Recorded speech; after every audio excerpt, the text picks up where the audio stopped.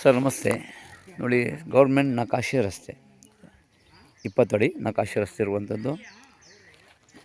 ಇದೇನು ಕಾಣಿಸುತ್ತೆ ತೋಟ, 11 ಕುಂಟೆ ತೋಟ. ಇದು ಫುಲ್ ಡೆವಲಪ್ಮೆಂಟ್ ತೋಟ. ಒಂದು ಹಲಸಿನ ಮರ ಇದೆ, ತೆಂಗಿನ ಮರಗಳಿದೆ, ಎಲ್ಲದರಲ್ಲೂ ಫಲ ಇದೆ. ನೋಡಿ, ಎದುರುಗಡೆ ಹೊಳೆ ಇದೆ. ನೋಡಿ, ಕಾವೇರಿ ಹೊಳೆ ಇರುತ್ತೆ ಎದುರುಗಡೆ. ಜನರಲ್ ಪ್ರಾಪರ್ಟಿ, ಒಳ್ಳೆ ಅದ್ಭುತವಾದ ಡೆವಲಪ್ಮೆಂಟ್ ತೋಟ. ಹೊಳೆಯ ಪಕ್ಕದಲ್ಲಿರುವಂತಹ 11 ಕುಂಟೆ ಸ್ನೇಹಿತರೆ ಜನರಲ್ ಪ್ರಾಪರ್ಟಿ. ಸ್ವಲ್ಪ ಇಂಟೀರಿಯರ್, ಯಾಕಂದರೆ ಹೊಳೆ ಇದೆ ಅಂದಮೇಲೆ ಸ್ವಲ್ಪ ಇಂಟೀರಿಯರ್ ಇದ್ದೇ ಇರುತ್ತೆ.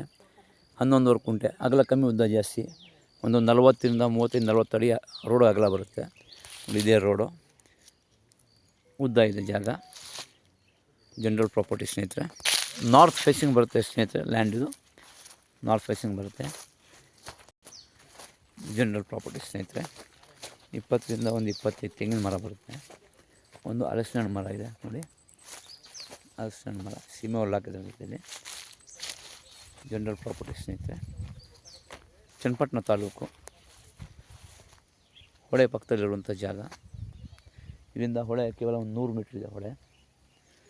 ನೋಡಿ, ಎದುರುಗಡೆ ಕಾಣಿಸುವಂಥ ಹೊಳೆ. ಮುಂದೆ ಹೋಗ್ಬೇಕು, ಇಳಿಬೇಕು, ತೋರಿಸ್ತೀನಿ ಆಮೇಲೆ. ನೋಡಿ ಸ್ನೇಹಿತರೆ, ಅದೇ ತೋಟ 11 ಕುಂಟೆ. ನೋಡಿ, ಇದು ಹೊಳೆ ಕಾಮಗಾರಿ ನಡೀತಾ ಇದೆ, ಕನ್ಸ್ಟ್ರಕ್ಷನ್ ನಡೀತಾ ಇದೆ ಡ್ಯಾಮ್ದು.